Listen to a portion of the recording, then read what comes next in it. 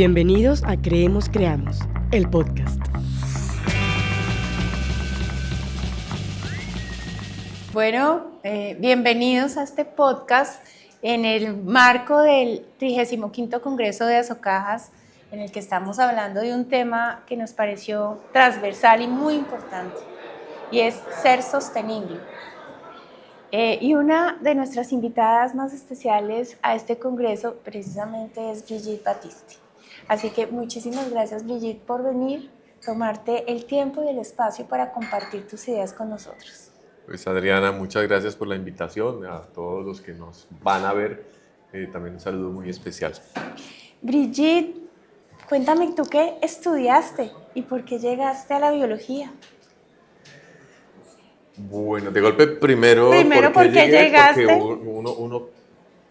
Porque yo cuando estaba pequeñita era pues muy afín, digamos, a los bichos. Yo era muy bichera, me gustaba cuando salíamos de vacaciones siempre por Colombia con mi familia a acampar. Me encantaban los bichos. Mi hermana los sufría, en cambio a mí me encantaba quebrar lagartijas entre la carpa, salir a perseguir las culebras, o en la quebrada, los peces que anidan debajo de las piedras, y era un descubrimiento constante.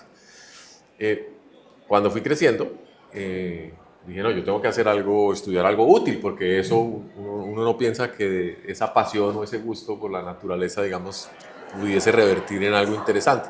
Entonces duré un buen tiempo como dando tumbos, que si el arte, que si la agronomía, que si a qué ven arquitectura, y finalmente dije, no, pero si lo que a mí me gusta es el verde, pero ya había pasado por esos espacios, entonces hice clic con la ecología, que en los años 80, bueno, estamos hablando, yo me gradué en el 80 del colegio, comenzaba a ser una disciplina que aparecía en los currículos, pero no había carrera, no había programas. Entonces acabé estudiando biología para estudiar ecología.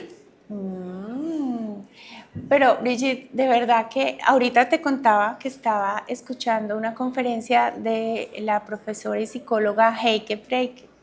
Y ella nos decía que hemos alejado a los niños precisamente esa experiencia que tú estabas contando, de la posibilidad de explorar y conocer realmente el mundo a través de una interacción con la naturaleza. ¿Tú qué piensas de eso?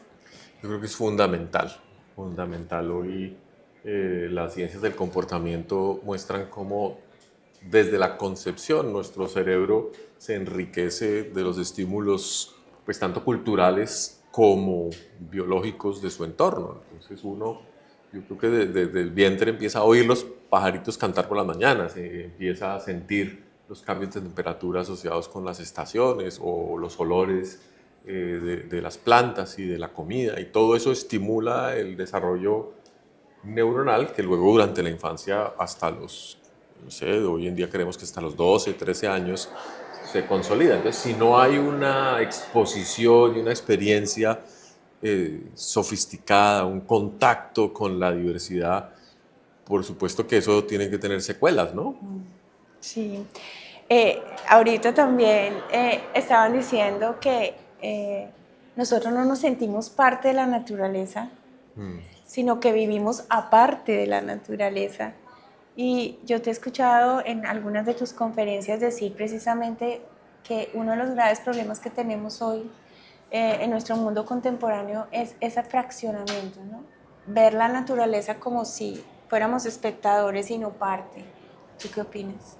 Y más que espectadores, o peor, porque fuese solo espectadores, pero vemos la naturaleza como un objeto de consumo, de mercado, de control, y eso impide, digamos, ser sensibles a sus propias disposiciones, por decirlo así, porque aquello que no es controlable, que no es mercadeable, que no es útil de acuerdo a nuestros estándares, pues es ignorado o hecho aparte, con lo cual creamos riesgos para el futuro, porque la naturaleza no funciona así. Y finalmente, si somos seres vivos que provenimos de una evolución biológica, Primates. pues claro, somos primates. Somos monitos con ciertas ventajas, digamos, Evolutivas. evolutivas, pero pues todo lo que hacemos nosotros es natural, digamos, hasta hacer podcast es absolutamente natural, entonces no habría por qué enfatizar, digamos, esa ruptura o un espacio, digamos, de distancia con la idea de naturaleza. Bueno, nosotros te invitamos a este congreso para que nos hables de economía regenerativa. ¿Qué es eso? Sí, economía regenerativa no es un término reciente, realmente. Sí. Estamos hablando de economía o de prácticas regenerativas desde hace unos 6, 7 años, aun cuando la teoría y en la academia pues ya lleva más tiempo. Es una idea que está asociada inicialmente con el reto de restauración, de recuperación de áreas degradadas por actividades económicas, sobre todo actividades mineras, actividades agropecuarias inadecuadas, que causan erosión, que causan contaminación. Y en eso, digamos, la ecología y muchas disciplinas han hecho un trabajo importante como para recuperar las capacidades productivas que tiene un país o una región. Pero eso es costoso, hacer ese proceso de recuperación, y siempre teníamos el problema de financiarlo, de cómo hacemos y a quién le corresponde, digamos, asumir la deuda ambiental de un proceso económico mal desarrollado. Y la tecnología tampoco era adecuada, tampoco importábamos mucha tecnología para ese proceso costosa, entonces en general las áreas quedaban como un poco a la deriva. Con el tiempo, entonces, insisto, empezamos a pensar cómo hacer para transformar esos espacios deteriorados nuevamente en espacios productivos, para poder subsidiar con el proceso la recuperación. Sí. Entonces, ahí hay un reto importante, y es quitarse el estereotipo de que la recuperación ecológica o la recuperación ambiental para producir nos tiene que llevar al mismo escenario del pasado, que eso yo creo que fue un bloqueo importante que tuvimos mucho tiempo. Claro, esta actividad económica deterioró este sitio, entonces devolvámoslo a como era. Y eso no es posible. Y eso no es posible. No es posible por la misma complejidad de los procesos evolutivos, por las leyes de la física y de la biología. En cambio, sí es posible encontrar nuevas actividades que restituyan la biodiversidad, que la reorganicen y que nos permitan entonces aprovechar las bondades que tiene la intervención. Eso en teoría suena bonito, pero no es tan fácil. Sí. ¿Cómo se logra? Y perdóname que te interrumpa, ¿cómo se logra? Porque yo te leí en algún libro de un artículo que escribiste para Sura, donde tú decías, sí, o sea, el camino es la regeneración, el reuso, la conservación, más la regeneración, pero ¿cómo hacer para no liquidar en ese camino lo que, digamos, algunas capacidades que la sociedad ya ha asumido, que le ha costado tanto, digamos, desarrollar o perfeccionar? Es decir, no podemos decir que ya no montamos en avión, o no podemos decir que ya no vamos a explotar un yacimiento, por lo menos en este momento, de petróleo, de gas. O sea, ¿eso cómo se logra realmente? No podemos decir que ya no queremos los beneficios que nosotros mismos hemos ayudado a producir a partir de la transformación del planeta. Porque retrotraer eso nos devuelve pues, hasta 300.000 años atrás y nos devuelve a la vida primate. Pues uno diría, para no impactar el planeta tenemos que volver a ser animales sin conciencia. Pues no tiene ningún sentido. Es decir, el paraíso terrenal no era el de los seres humanos viviendo desnudos, sin lenguaje y sujetos, digamos, a las fuerzas de la adaptación, de la naturaleza. Entonces, ese primer paso es muy importante y es el eje, digamos, de la charla en la que ustedes me invitaron a hacer esa diferencia. Pero pensemos por ejemplo, en la agricultura. Toda la agricultura se desarrolla a costa del bosque, de deforestar, por lo menos en Colombia, de deforestar, de adecuar la tierra para producir comida, la campesina, la de mediana escala o la agroindustrial. Y eso tiene un impacto en las dinámicas del agua, de los fertilizantes, de los nutrientes, de los microorganismos y de la biodiversidad. Un maizal de 1 hectárea implica que la fauna silvestre que habitaba esa hectárea desaparece. Entonces, ser vegetariano, por ejemplo, no es una opción Tan ambientalista. ambientalmente consistente con la conservación de la biodiversidad, porque igual, aunque te alimentes de solo maíz, para sembrar ese maíz has tenido que sacrificar toda la fauna que habitaba en ese bosque. Oye, Entonces, yo nunca lo había no hay visto. manera de evitar ese gesto. No lo había visto desde ese punto de vista. Ahora cada uno escoge sus hábitos claro, y, sus, claro que sí. y trata de matar lo menos posible, ¿cierto? Pero entonces si uno quisiera recuperar ese espacio, pero seguir produciendo comida, ¿cómo hace? Sí. ¿Cómo hace para que ya no los agroquímicos sigan contaminando el agua? ¿Cómo hace para que de golpe ese maizal conviva mejor con la biodiversidad? Entonces ahí entra la ecología con las prácticas regenerativas a cambiar la forma de producción. Y dice, no, mire, sembremos el maíz de esta manera. Entonces hay la agroecología que te propone ciertas cosas. Y en distintas escalas tiene respuestas más apropiadas, digamos. Entonces vamos eliminando la agricultura con base en productos tóxicos, por ejemplo. Vamos mejorando la mezcla de cultivos, la rotación. Vamos incorporando a veces prácticas ancestrales muy antiguas o a veces sí más modernas, o empezamos a cultivar con drones, con satélites, haciendo agricultura de precisión que nos permite recuperar el bosque y volver a tener paisajes mucho más sanos que ya no requieren tanto trabajo, porque el bosque nos presta servicios.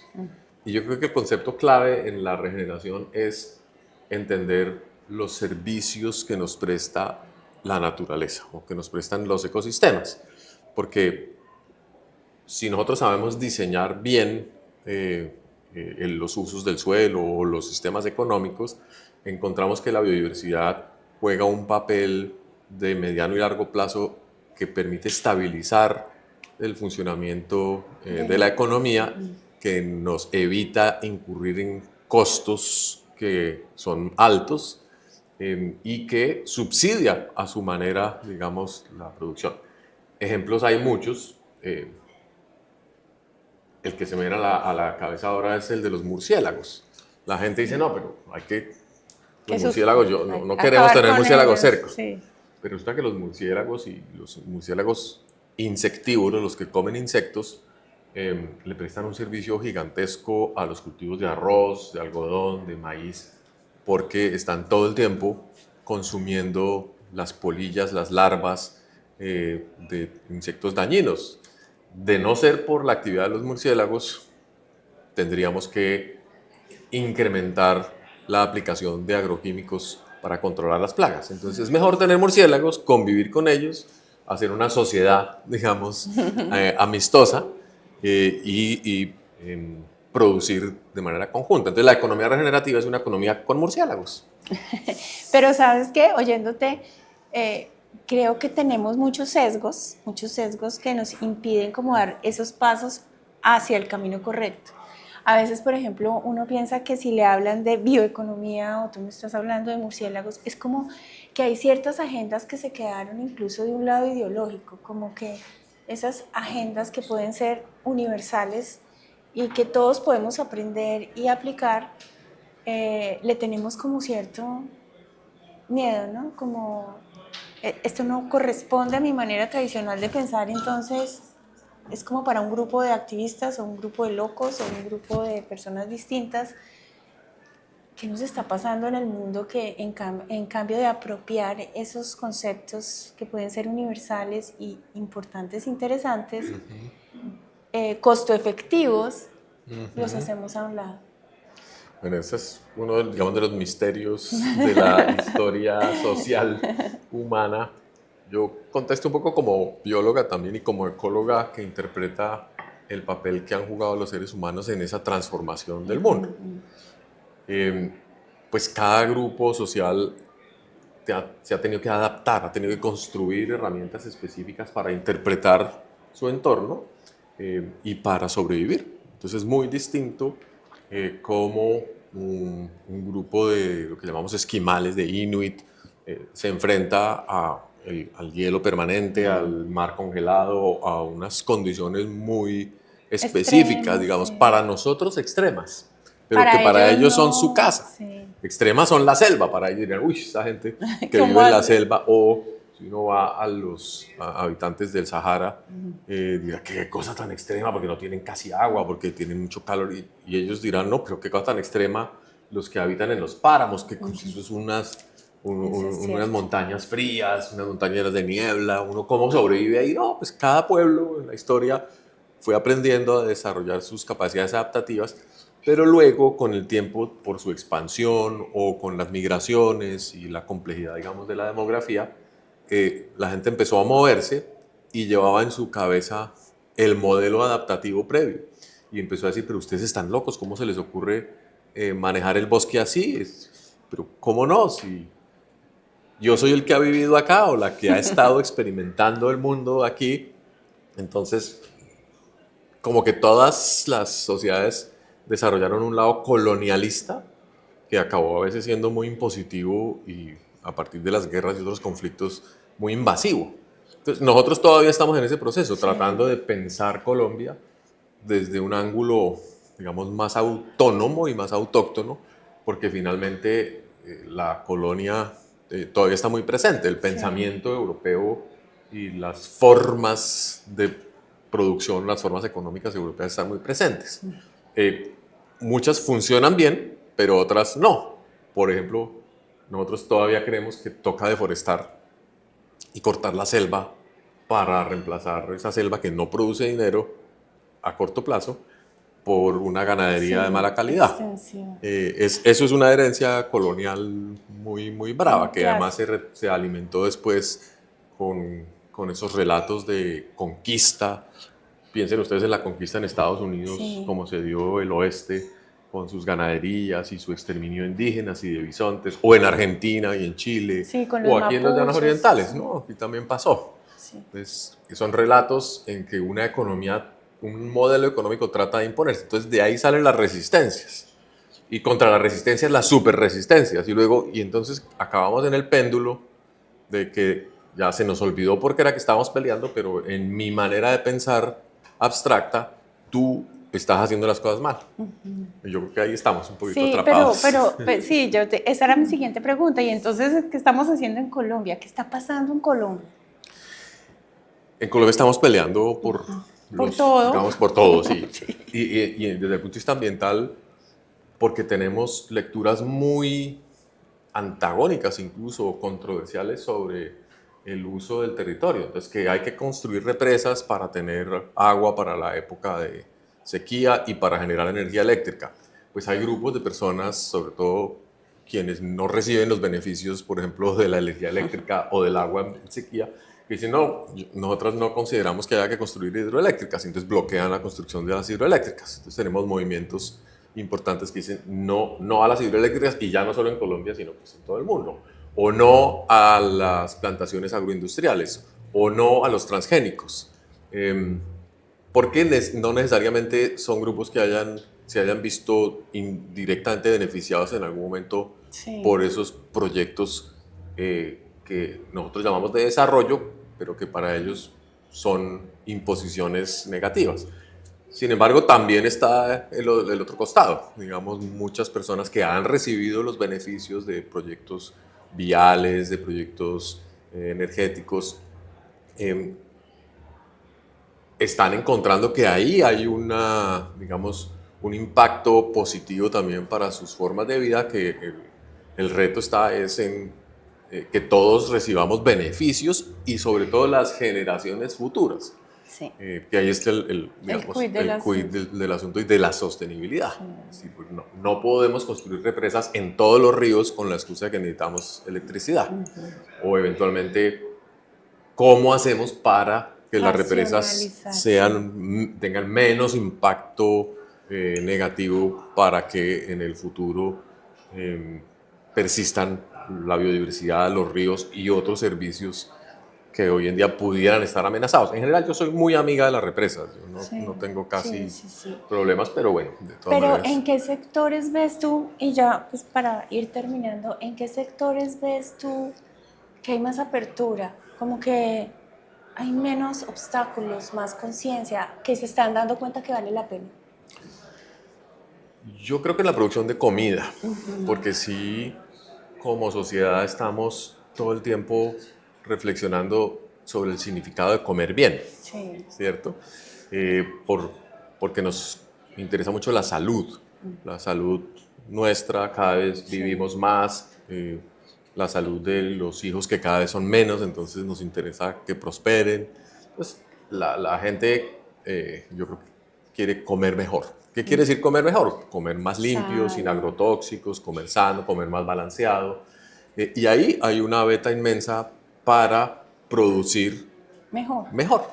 Y indudablemente ahí entonces la perspectiva de lo regenerativo tiene mucho que ver, porque si Mucho uno sentido. entiende la lógica de la producción de comida, perfectamente puede diseñar sistemas agroalimentarios diferentes. Y eso es una apuesta en la que yo creo que está mucha gente hoy en día. Bueno, Brigitte, y para cerrar, un mensaje para todas las personas que nos puedan ver en algún momento, en algún lugar. Un mensaje muy esperanzador. Yo creo que a pesar de digamos, de que estemos viviendo momentos duros en términos de crisis ambiental, de crisis social, tenemos todas las capacidades para reinventar el mundo. Yo creo que es un tema asociado con la creatividad, con la innovación y el trabajo en equipo. Así que la invitación es a participar de ese proceso. Bueno, nos vamos muy emocionados a escuchar tu conferencia. Gracias nuevamente por estar aquí con nosotros en este podcast para las cajas de compensación familiar. Gracias, Brigitte. Muchas gracias, Adriana, a ti.